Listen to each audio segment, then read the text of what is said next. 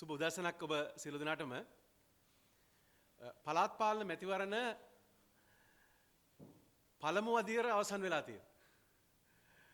මැතිවරණය සාර්ථකව පවත්වලා ප්‍රතිඵල ප්‍රකාශයට පත් කරලා ගැසට් නිවේදන නිකුත් කරලා දැන් සභිකයන් කවුද කියන එක ගැන ස්ථිර භාවයක් ඇති වෙලා තියෙනවා.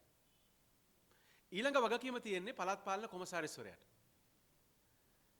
50%කට වැඩිය යම් පක්ෂයකට පළමු වටේම මන්ත්‍රී ධුර හිමි වෙලා තිබෙනවා නම් එම පක්ෂයට අයිතියක් හැටියට සභාපති ධුරය, උපසභාපති ධුරය, නගරාධිපති ධුරය, උපනගරාධිපති ධුරය පත් කරන්න පුළුවන්.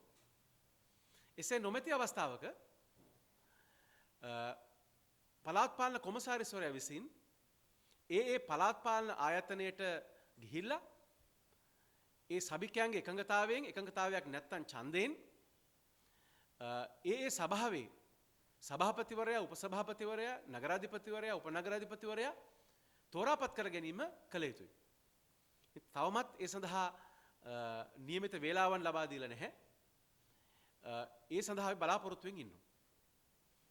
කොළඹ මහනගර සභාව ඇතුළු සභා 175කට වැඩි ප්‍රමාණයක් මෙම අවිනිශ්චිත තත්ත්වයේ තිබෙනවා. එතකොට ඒ අවිනිශ්චිත තත්ත්වය තුළ ප්‍රජාතන්ත්‍රවාදීව සභිකයන්ගේ ඡන්දයෙන් හෝ එකඟතාවයෙන් සභාපතිවරයාත් උපසභාපතිවරයාත් එසේ නැත්නම් නගරාධිපතිවරයා හෝ උපනගරාධිපතිවරයා පත් කරගන්න පුළුවන්. ඒක ප්‍රජාතන්ත්‍රවාදී. ඒක තමයි රටේ නීතිය. එසේ එකතු වී තමන්ගේ පළාතේ පළාත් පාලන ප්‍රධානියා පත් කරගත යුතු බවට ජනතාවගේ අදහස ඒකයි. ඒකට වෙනත් අර්ථයක් නැහැ. බලයේ ඉන්න පක්ෂයට සභා දෙන්න අවශ්‍ය නම් ඡන්ද තියන්න ඕනේ නැහැ.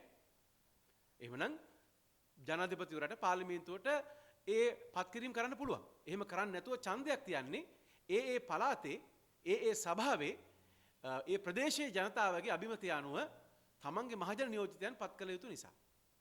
ඒ නිසා අපි විශ්වාස කරනවා ඊළඟ සතිය ඇතුළත පළාත් පාලන කොමසාරිස්වරයා විසින් දෙන දින සහ වේලාවන් අනුව ඒ සභාවල සභිකයන් රැස් වෙලා තමන්ගේ සභාවට නායකත්වය සඳහා සභාපතිවරයෙක්, උපසභාපතිවරයෙක්, නගරාධිපතිවරයෙක්, උපනගරාධිපතිවරයෙක් පත් කරයි කියලා. ඉතින් අපිට විශ්වාසයක් තියෙනවා කොළඹ මහනගර සභාව ඇතුළු සභා රාශියක විපක්ෂයේ නියෝජනය කරන සභිකයෙක්ට පත් වෙන්න පුළුවන් නායකත්වය ලබා දෙන්න. අපි බලමු ඊළඟ සතිය ඇතුළත ඒ කාරණා තීරණය වෙයි. අපි පොදුවේ විපක්ෂයේ හැටියට විපක්ෂයේ පක්ෂ සියල්ලම පාහේ පොදු එකඟතාවයක් ඇති කරගෙන තිබෙනවා. හැකි සෑම අවස්ථාවකම එක් පක්ෂවලට ඒවායේ පක්ෂවල ප්‍රතිපත්තිවලට සහ අනන්‍යතාවයන් වලට හානියක් නොවන පරිදි ඒ පළාතේ ඒ සභාවේ ඒ සභිකයන්ගේ අදහස් සලකලා ඒ පළාතේ තිබෙන අවශ්‍යතාවයන් සහ විවිධත්වයන් පිළිබඳව සලකලා ඒ පළාත් සඳහා සභාපතිවරු සහ උපසභාපතිවරු පත් කරගන්න ප්‍රතිපත්තිම එකඟතාවයක් තියෙනවා. නමුත් අපි එක් පක්ෂ එකතු වෙලා පොදු සන්ධානයක් ගොඩනගනව නෙමෙයි. එම එක් සභාව සඳහා එකඟතාවයක් ඇති කර ගැනීමයි සිද්ධ වෙන්නේ.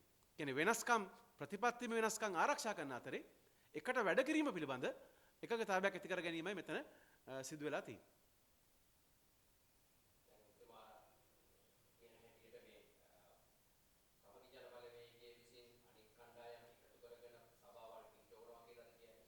සමගි ජන බලවේගය සමහර තැන්වල ප්‍රමුඛත්වය ගනි. තවත් තැනක තවත් පක්ෂයක් ප්‍රමුඛත්වය ගනි. එකඟතාව ඇති කරගෙන තියෙන්නේ එක් සභාව සඳහා එක්ව වැඩ කළ හැකි එකඟතාවයක් සඳහා. ඒ නිසා ඒ සභාවේ ප්‍රමුඛත්වය ගන්න කවුද කියන එක ඒ සභාවෙන් සභාවට තීරණය වෙනවා.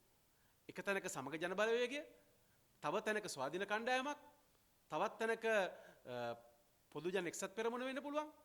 තවත් තැනක වෙනත් මුස්ලිම් කොංග්‍රසය වෙන්න පුළුවන්. ඒ තැනින් තැන හැටියට. ඒ නිසා අපි විවිධ තැන්වල විවිධ එකඟතා ඇති කරගෙන තිබෙනවා. තවදුරටත් එකඟ වෙමින් තිබෙනවා. මොකද ඊයේ රාත්‍රියේ තමයි ගැසට් නිවේදනයේ ප්‍රකාශයටපත් වුණේ.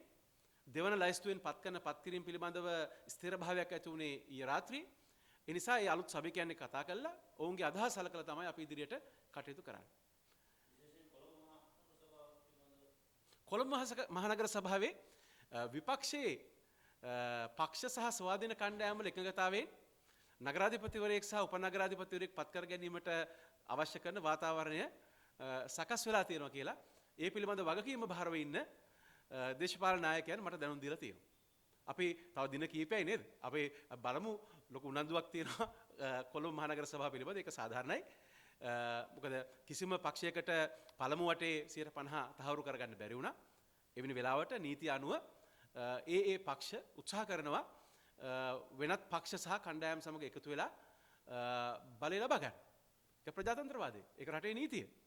ඉතින් ඒ සඳහා රජයටත් විපක්ෂයටත් දෙකටම අවස්ථාව තියෙනවා. මට තියෙන විශ්වාසය සහ මට තියෙන තොරතුරු තමයි කොළඹ නගර සභාවේ බලය විපක්ෂය නියෝජනය කරන මන්ත්‍රීවරයෙක්ට නගරාධිපති වෙන්නත් උපනගරාධිපති වෙන්නත් අවස්ථාව තියෙනවා කියන එක. වැඩි විස්තර පසුව.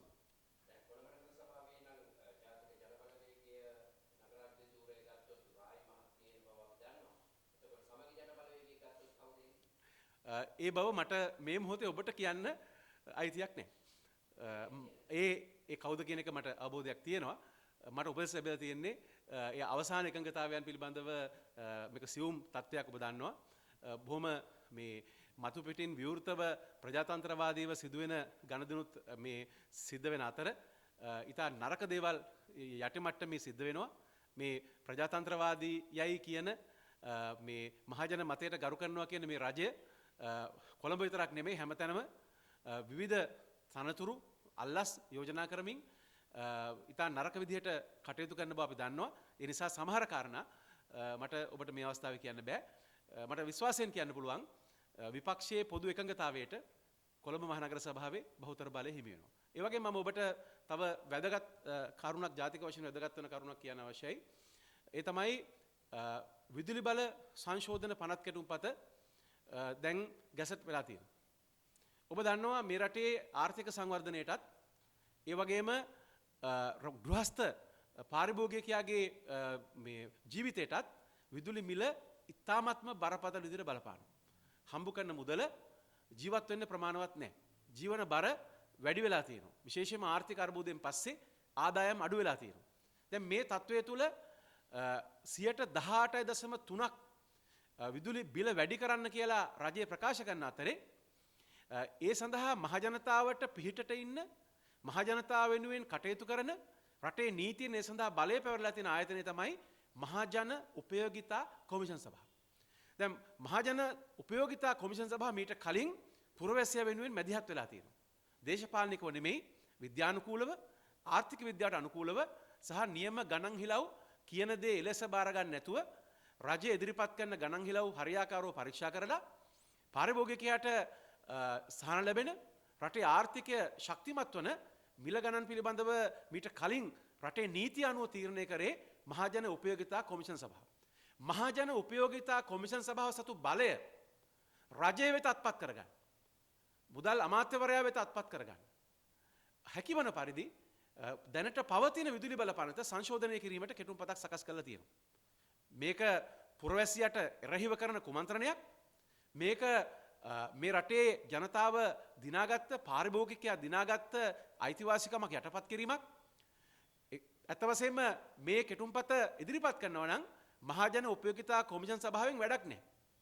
මොකද මහජන උපයෝගිතා කොමිෂන් සභාව ස්වාධීන කොමිෂන් සභාවකට කටයුතු කළා තමයි විදුලි බල මණ්ඩලය සහ විදුලි බල අමාත්‍යාංශය ඉදිරිපත් කරන ගණන් හිලව් පරීක්ෂා කළා තමයි ඔවුන් විදුලි බිල අඩු කරනවද වැඩි කරනවද කියලා තීරණය කරන්නේ. ඊට කලින් වැඩි කරලා තියෙනවා, ඊට කලින් අඩු කරලා තියෙනවා. කාලෙන් කාලයට අඩුවීම වැඩිවීම වෙන්න පුළුවන්.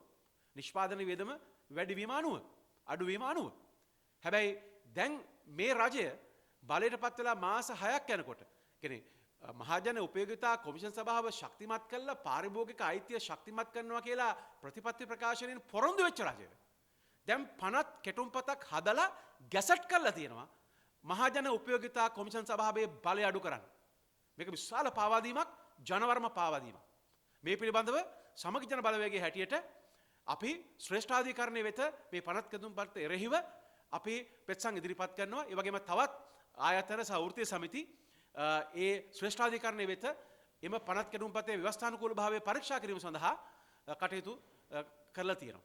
ඒ නිසා අපි මේ පාරිභෝගික අයිතිය ආරක්ෂා කරගන්න සමගි ජන බලවේගය සටන් කරනවා.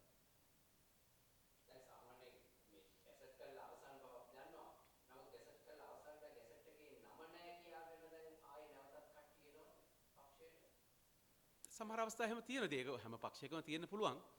දැන් මේ තෝරා ගැනීමේ ක්‍රියාදාමය ඉතා සංකීර්ණ එකක්නේ. ඒ සංකීර්ණ ක්‍රියාදාමය තුළ සියලු දෙනාම සතුටටපත් වෙන්නේ නැහැ. ඉතින් ඒ පිළිබඳව විවිධ දුක් ගැනවිලි තවමත් තියෙන්න පුළුවන්.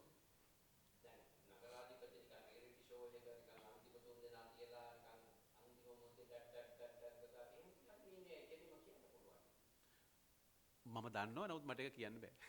මට කියන්න අයිතියක් නැහැ. ඒ පිළිබඳව බලධාරීන් ලෙස කටයුතු කරන වගකීම් දරන දේශපාලනඥයන් මට දීපු උපදෙස් තමයි දැනට ඒ නගරාධිපති නමට යෝජනා වෙලා තියෙන තැනැත්තාගේ නම සහ උපනගරාධිපති තැනට යෝජනා වෙලා තියෙන තැනැත්තාගේ නම් එළිදරව් නොකරන ලෙසට. මම හිතන්නේ ඒක සාධාරණ ඉල්ලීමක් මේ විශේෂයෙන්ම මේ මොහොතේ තියෙන විශාල පීඩනයත් එක්ක. නෑ මට රට ගැනම කියන්න පුළුවන්. නමුත් මට උපදෙස් ලැබුණාම මේ මොහොතේ ඒ නම හෙළිදරව් කරන්න එපා කියලා මගේ යුතුයකමක් නේ මගේ වගකීමක් නේ නිල ප්‍රෝත්සාහකච්ඡාවේදී එහෙම නොකිය ඉන්න එක. තව දවස් කිහිපෙක ඔක එච්චර උනන්දු වෙන්න එපා. මේක දැන් ඒ අදාළ සභිකයන් හැම කෙනාම දැන් දන්නවා මේ යෝජිත නම් මොනවද කියලා. ඒ වගේම මේ පිළිබඳව සාකච්ඡා සම්මුතිය අවසාන වශයෙන් ඇතුළත් කර ගැනීම සිද්ධ වෙනවා. අපි බලමු මොකද වෙන්නේ කියලා.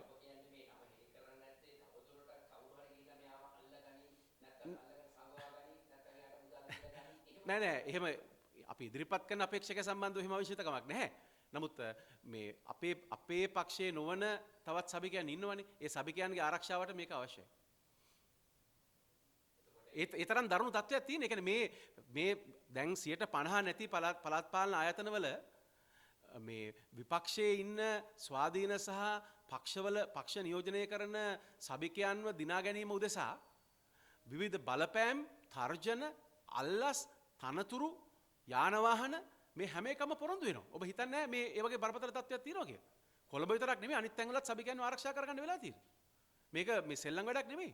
මොනවා හරි දුර්වලකමක් තියෙන කෙනෙක් දැක්කොත්, අඩුපාඩුවක් තියෙන කෙනෙක් දැක්කොත් උත්සාහ කරනවා ඒ අයව දිනා ගන්න. ඒ නිසා මේ රට පුරාම තියෙන තත්ත්වයක්. දැන් ඔබ දැක්කනේ සමහර ප්‍රතිසාකච්ඡා තියලා කිව්වා උන්ට යෝජනා කරපු වරප්‍රසාද මේ මොනවද කියලා. ඒ වගේම තවත් තැන්වල ඉන්නවා එහෙම ප්‍රසිද්ධිය ඇවිල්ලා මේ පවතින රජයට විරුද්ධව එහෙම පෞද්ගලික අවධානමක් අරගෙන කියන්න අකමැති අය ඉන්නවා. හැබැයි සාක්ෂි ඕන තරම් තියෙනවා. දැන් ඉතින් අද හැමතැනම CCTV නේ හැමතැනම මේ කොහෙ ගියත් ඒව වාර්තා වෙනවා. හරි? ඒ නිසා මේ එහෙම ඒකනේ දැන් ඔය යෝජනා ඔය තොරතුරු ඉදිරිපත් වුණාම එහෙනම් ආණ්ඩුව කියන්න එපා නෑ අපි එහෙම කිව්වේ නෑ. අපි මේ තනතුරු යෝජනා කරේ නැහැ. අපි මුදල් අල්ලස් යෝජනා කරේ නැහැ. ඔය කියන බොරු කියලා එහෙම කියන්නේත් නෑනේ. නිශ්ශබ්දවනේ ඉන්නේ. හරි? ඒ නිසා ඔය පහුගිය සතිය දෙකේ කරපු කියපු දේවල් බොහෝ දේවල් වාර්තාගත වෙලා තියෙනවා. දුරකථන වල වාර්තාගත වෙලා තියෙනවා. CCTV වාර්තාගත වෙලා තියෙනවා. ඒ නිසා ඔය අල්ලස දූෂණය නැති කරනවා කියපු අය තමන් දුෂ්කරතාවයට පත් වෙලා තමන් මේ മന്ത്രി ධූරයක් දෙකක් තුනක් හතරක් පහක් අඩු වෙච්ච තැන්වල හැසිරෙන විදිය අන්තිමයි. ප්‍රජාතන්ත්‍ර විරෝධී. හරි? අපි බලමු ඉදිරියේදී ඒ පිළිබඳව අපි ගන්න ක්‍රියාමාර්ගද අපිට මේ මොහොතේ තියෙන මේ සතිය ඇතුළත පළාත් පාලන කොමසාරිස්තුමා නියම කරන දිනක සහ වේලාවක මේ සභා ප්‍රජාතන්ත්‍රවාදීව පිහිටුවා ගැනීම තහවුරු කර ගැනීම තමයි අපිට තියෙන අභියෝගය.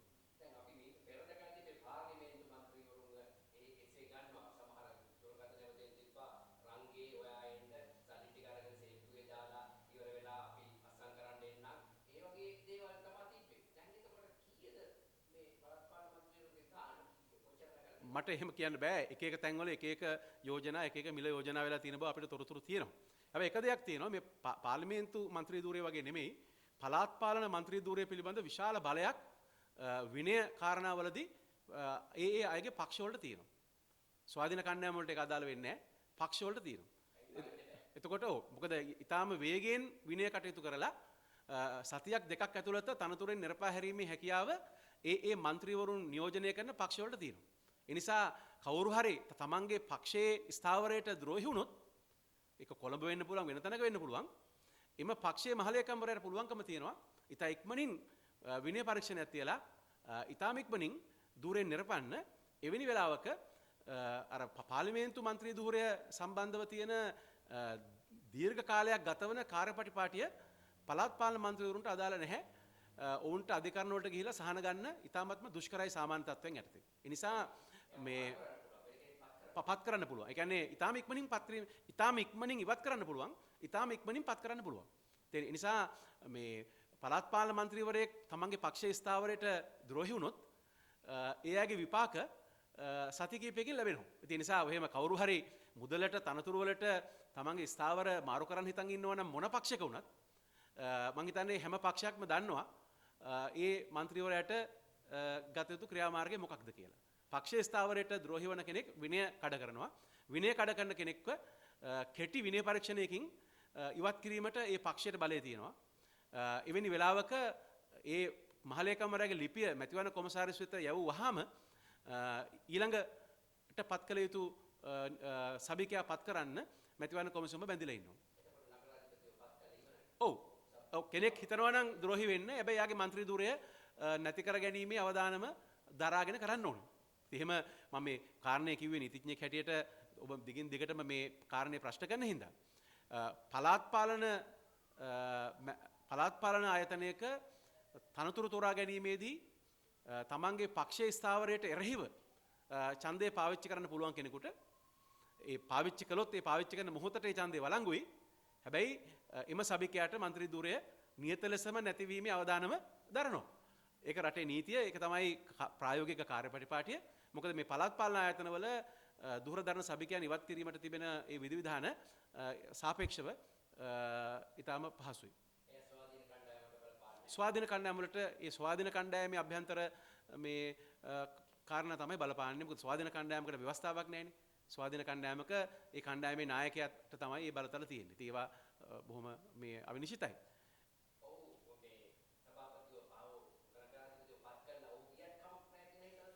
එහෙම හිතන්න පුළුවන්. සමහරවිට එහෙම මරාගෙන මරන වැඩවලට කැමති අය ඉන්න පුළුවන්. නමුත් සාමාන්‍යයෙන් දේශපාලනේ ඉන්න කැමති, ගමක ජීවත් වෙන්න කැමති, දේශපාලන අනාගතයක් ගැන කල්පනා කරන කෙනෙක් මම හිතන්නේ පක්ෂයේ ස්ථාවරයට ද්‍රෝහි වෙයි කියලා. අද මේ රටේ තිබෙන විපක්ෂයේ සෑම ප්‍රධාන පක්ෂයක්ම ඒ පළාත් පාලන ආයතන පිළිබඳ තමන්ගේ ප්‍රතිපත්තිය මේ වෙනකොට තමන්ගේ සභිකයන්ට වාචිකව හෝ ලිඛිතව හෝ දැනුම් දීලා තියෙනවා. සමහර ඉදිරි දිනකෙපි තුල සියලුම පක්ෂය ලිඛිතව දැනුම් දෙයි තමන්ගේ සභිකයන්ව තමන්ගේ පක්ෂයේ ස්ථාවරය අඳවා ගැනීම සඳහා.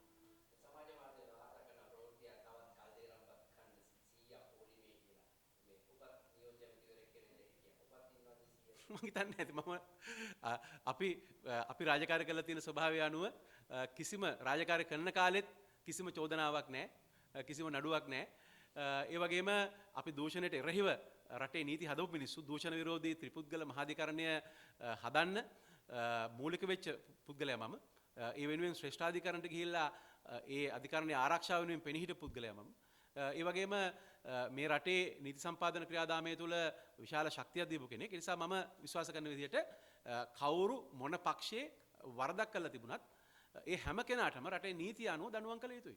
ඒ නිසා තවදුරටත් මේ ශක්තිමත්ව දූෂණ විරෝධී නෛතික කටයුතු කරගෙන යාමට මේ රජයට ශක්තිය ලැබේවා කියලා ප්‍රාර්ථනා කරනවා. හැබැයි මතක තියාගන්න මේ රජය ආවට පස්සේ දූෂණ විරෝධී ත්‍රිපුද්ගල මහාධිකරණයේ එකම නඩුවක්වත් අලුතෙන් පවරලා නැහැ. දැන් මාස 7යි. දැන් මේ මහින්දානන්ද මහත්තයත් අනික් ඇමතිවරයාත් දෙන්නම වරදකරුනේ 2014 වෙච්ච සිද්ධියකට 2015 අපේ රජයට පරීක්ෂණ පටන් ගත්තේ 2017 නඩුව පැවරුවේ 2024 වෙනකොට නඩුව අහලා ඉවර කළා තීන්දුව දෙන්න පමණයි තිබුණේ. ඒතකොට මේ රජයට තීන්දුව දුන්නා. දැන් නීති විද්‍යාලයේ ඉස්සරහා තියෙන ත්‍රිපුද්ගල දූෂණ විරෝධී ස්ථිර මහාධිකරණය තුල එකම නඩුවක්වත් අලුතින් පවරලා නැහැ මේ මාස 7ක කාලය තුල. වෙනත් නඩු පවරලා තියෙනවා.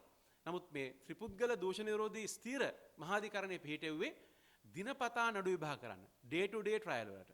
ගෝඨාභය රාජපක්ෂ මහත්මයාගේ කාලෙත් වික්‍රමසිංහ මහත්මයාගේ කාලෙත් මේ අධිකරණයේ කටයුතු අඩාල වුණා. මේ රජයට අවංක උවමනාවක් තියෙනවා නම් අධිකරණ සංවිධාන පනත 2017 සංශෝධනය කරලා මේ අලුතින් ඇති කරපු ත්‍රිපුද්ගල අධිකරණය ස්ථීර දූෂණ විරෝධී අධිකරණය අනිවාර්යයෙන්ම නැවත බල ගන්නන්න ඕනේ. දිනපතා නඩු අහන්න ඕනේ. ඉක්මනින් නඩු විභාග කළා රටේ නීතිය අනුව වරදකරුණන් දඬුවම් කරන්න ඕනේ. මොකද මේ ආදර්ශය වැදගත්. ආදර්ශය වැදගත්. මොකද ඒ යම් බරපතල අපරාධ වරදකට දූෂණ වරදකට අල්ලස් වරදකට බලධාරීන්ට දඬුවම් විඳින්න සිද්ධ වෙනවා කියලා දැනගත්තාම එකාතකින් දේශපාලනයේ නිරත වෙන අය දූෂණය කිරීමට බය වෙනවා. ඒ වගේම කිසිම දේශපාලනඥයෙකුට අල්ලස හෝ දූෂණය පිළිබඳ වරදක් සිදු කරන්න බෑ නිලධාරීන්ගේ උපකාර නැතුව. මොකද ඔය කිසිම දේශපාලනඥයෙක් අත්සන් කරන්නේ නැහැ. අත්සන් කරන්නේ ඒ අමාත්‍යාංශවල නිලධාරීන්. එතකොට ඒ නිසා දූෂණය සම්බන්ධව තමන්ගේ අමාත්‍යංශවල ඉහළ දුර දරපු දේශපාලන වගකීම් දරන අය තිරයano දකිනකොට නිලධාරීන් අධෛර්යමත් වෙනවා. ඒ නිසා වැදගත් කාරණේ තමයි මේ ආදර්ශයක් දේශපාලනඥයන්ටත් රාජ්‍ය නිලධාරීන්ටත් දූෂණයෙන් වැළකී සිටීමට. මම මතක් කරනවා රජයට දූෂණ විරෝධී ත්‍රිපුද්ගල මහාධිකරණය හැදුවේ දිනපතා නඩු විභාග කරන්න. ඒ නඩු විභාග එලෙස නඩු පැවරීම සඳහා විශේෂ කාර්යපටිපාටියක් තියෙනවා නීතිපතිවරයා. ඒ නඩුවේ තිබෙන බරපතලකම පිළිබඳව අග්‍රනිශ්චකාරවරයා වෙත දන්වලා අග්‍රනිශ්චකාරවරයාගේ පූර්ව අවසරයක් ගත යුතුයි මේ විශේෂ අධිකරණයේ නඩු අහන්න. ඒ කාර්යපටිපාටි අපි සකස් කරා. එම අධිකරණේ මේ නඩු අලුතින් පවරලා වැඩ කටයුතු ඉක්මන් කරන්න කියලා අපි ඉල්ලා හිටිනවා. අපිත් කැමතියි හොරකම් කරපු මිනිස්සු ඉක්මනින්ම හිර යනවා දකින්න. පේන්නේ නැහැ අලුතෙන් එහෙම වෙනවා කියලා.